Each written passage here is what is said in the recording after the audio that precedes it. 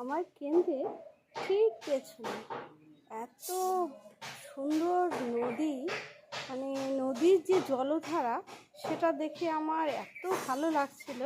সেখানে বসেই আজকে আমার নিবেদন। ঠাকুরের কৃপণ।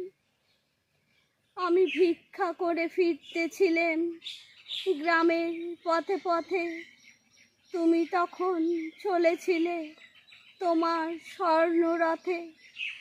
অপূর্ব এক স্বপ্ন সম লাগতেছিল চক্ষে মম। কি বিচিত্র শোভা তোমার, কি বিচিত্র সাজ। আমি মনে ভাবতেছিলেন এ কোন মহারাজ। আজি শুভক্ষণে রাত পোহালো, ভেবেছিলেম তবে আজ আমারে দাঁড়ে দাঁড়ে ফিরতে নাহি হবে। বাহির হতে নাহি হতে কাহার দেখা পেলেম পথে।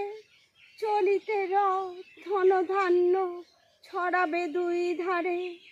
মুঠা মুঠা কুড়িয়ে নেব ভারে ভারে। দেখি সহসা রথ থেমে গেল আমার কাছে এসে। আমার মুখ পানে চেয়ে নামলে তুমি হেসে।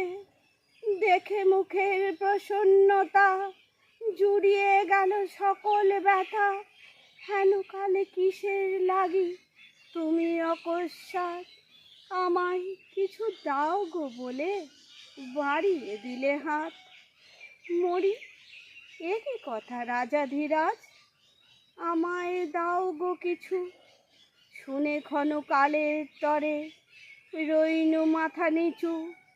তোমার কি বা অভাব আছে ভিখারি ভিক্ষুকের কাছে। এ কেবল কৌতুকের বশে আমায় প্রবঞ্চনা।